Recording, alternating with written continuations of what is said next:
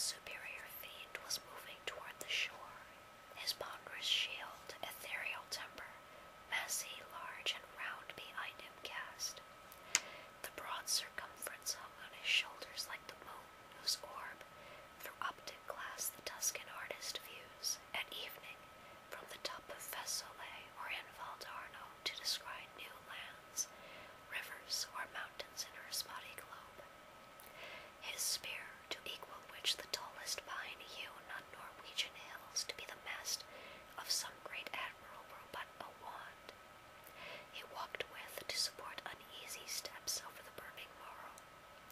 not like those steps on Evan's Osher, and the torrid climb smote on him sore besides, vaulted with fire. Natheless he so endured till on the beach of that inflamed sea he stood, and called his legions, angel forms who lay entranced, thick as autumnal leaves that strew the brooks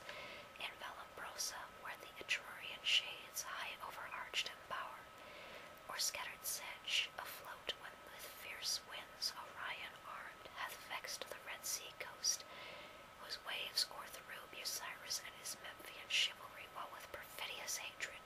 they pursued the sojourners of Goshen, who beheld from the safe shore their floating carcasses and broken chariot wheels.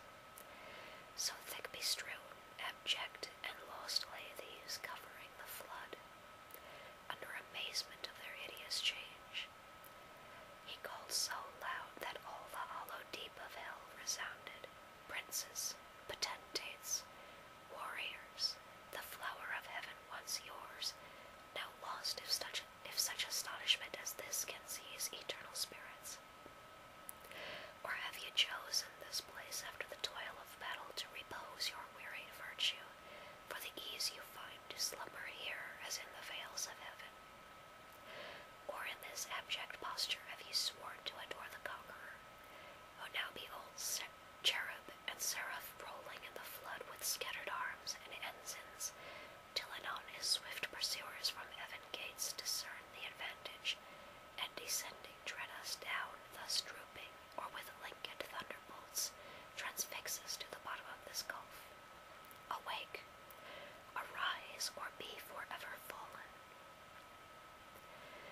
They heard, and were abashed, and up they sprung upon the wing, as when men want to watch on duty sleeping found by whom they dread, rouse and bestir themselves ere well awake. Nor did they not perceive the evil plight in which they were, or the fierce pains not feel, yet to their general's voice they soon obeyed innumerable, as when the potent rod of Amram's son in Egypt's evil day waved round the coast upcalled, a pitchy cloud of locusts warping on the eastern wind, that o'er the realm of impious Pharaoh hung like night, and darkened all the land of Nile. So numberless were those bad angels seen hovering on wing under the cope of hell, twixt upper, neither, and surrounding fires, till as a signal given the uplifted spear of their great Sultan waving to direct their course in even balance down, they light on the firm brimstone and fill all the plain, a multitude like which the populous north poured never from her frozen loins to pass Rhine, or the Danau, when her barbarous sons came like a deluge on the south, and spread beneath Gibraltar to the Libyan sands. Forthwith from every squadron and each band the heads and leaders thither haste where stood their great commander, godlike shapes and forms excelling human, princely dignities and powers that erst in heaven sat on thrones, though of their names in heavenly records now be no memorial, blotted out and razed by their rebellion from the books of life. Nor had they yet among the sons of Eve got them new names, till wandering o'er the earth, through God's high sufferance for the trial of man by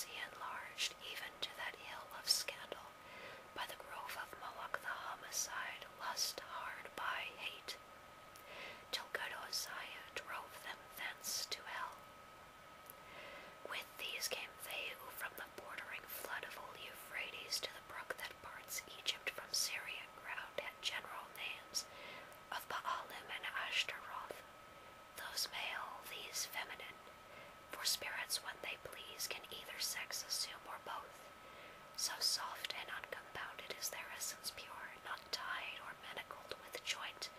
or limb, nor founded on the brittle strength of bones, like cumbrous flesh, but in what shape they choose.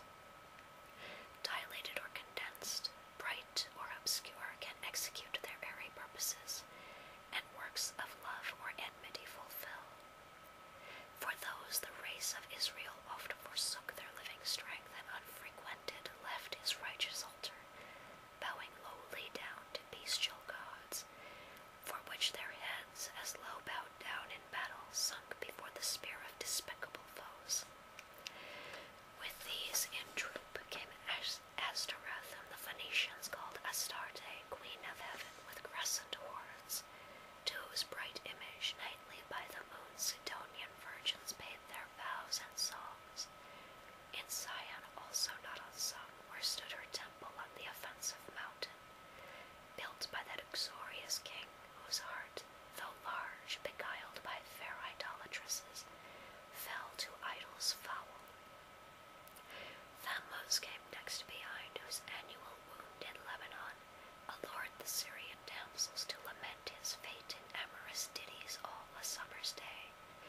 while smooth Adonis from his native rock ran purple to the sea, supposed with blood